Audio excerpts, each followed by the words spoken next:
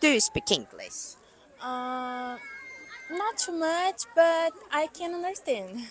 Okay. What's your name? My name is Nicole. Nicole, how did you learn your English? Uh, I think by myself, like watching series, listening musics. Sure. What do you do for a living today? Um, I am student. What would you say for those who want to learn English? Like it's so good. Like you can understand so much more, and you can have more vision of other countries, and ah, Oh, great. it's good. Do your English sound like this girl? You can understand English but cannot answer. It happens because you think too much, you focus too much on grammar, and keep searching for the right grammar and words to use. This is a problem. Hi there. This is Sarah, and I'm your English coach. When learning English, you practice grammar and words a lot. Naturally, you spend hours studying them. You may write well, but speaking is harder. Why? Because writing lets you pause and check rules, sentence forms, and vocabulary. But in conversation, you must answer quickly. You have no time to think. The listener waits for your reply. So how can you fix this? In this video, I will help you to speak English fluently using a method. I'll give you 4 key tips. If you use them, your English speaking will improve fast. Let's get started. Step 1. Learn English by topics. A topic is a subject or theme that you talk about. When you are speaking with someone, there are a lot of topics to talk about. You need to be organized.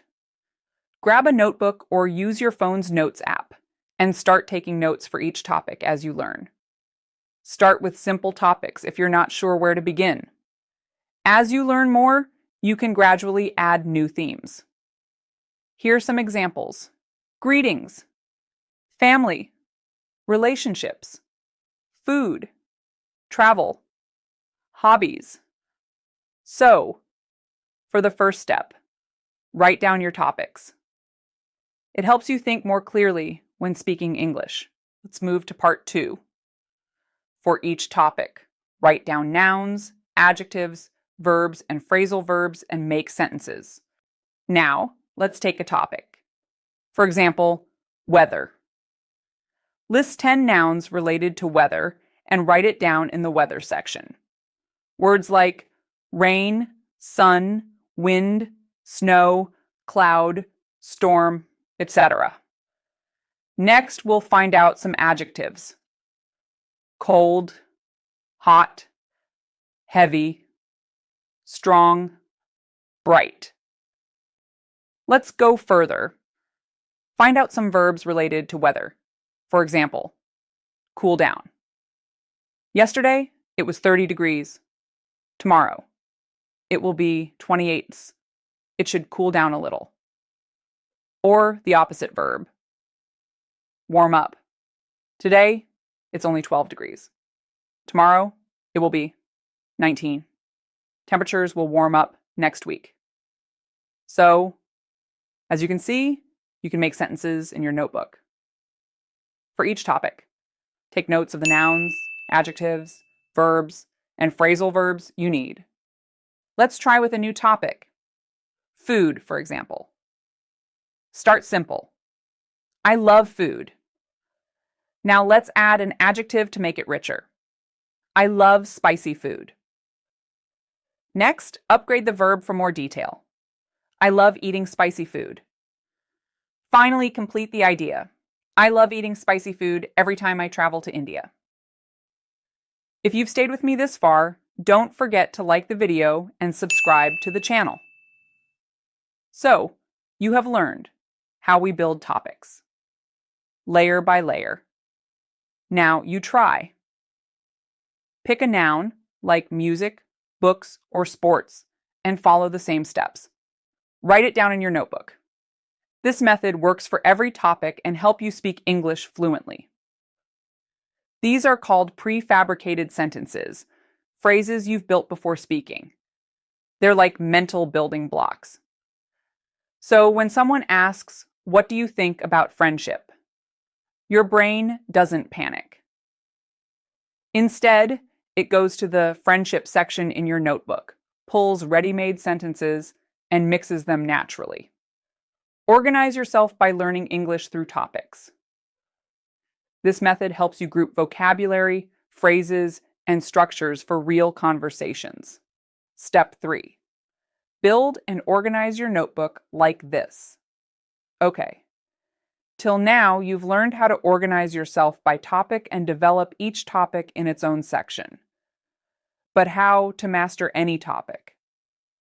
In fact, you need to know the right nouns, adjectives, verbs, phrasal verbs, and grammar structures. A fantastic resource for this is osdic.com. This is a practical, user-friendly site where words are organized by topic. For example, if you're learning travel, Osdic will show you related verbs, adjectives, nouns, prepositions, and structures. Once you've gathered these words, organize them in your speaking notebook under clear sections. For example, travel. Write every new word, phrase, or expression under its correct category, and double-check Osdic to confirm proper usage. This method transforms passive knowledge into active vocabulary. So, when you speak, the right words come to you naturally. Consistency is key here. The more you categorize and review, the faster you'll start thinking in English. Try preparing one topic per week or every 2 weeks. After 9 months, you'll have learned enough subjects to hold fluent conversations, and your speaking will improve by at least 60%. I promise you. Step 4. Practice. Here's the make or break step. Practice. Think of it like swimming. You could read every book on swimming techniques, how to float, kick, or breathe, but until you get in the water, you'll never truly swim. Theory alone won't keep you afloat. The same goes for English. No matter how much grammar or vocabulary you know, speaking fluently requires actual speaking. But what if I don't have a partner?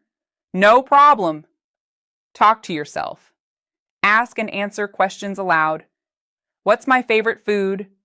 I love spicy dishes, especially Thai curry. Mirror chats, imaginary dialogues, even narrating your day, all count. Will you make mistakes? Absolutely. But over time, your brain will self-correct as you learn. Trust the process, be patient, and keep practicing. Okay, guys, this is the end of this lesson. I hope you enjoyed this video. Don't forget to like, comment, and subscribe. See you next time.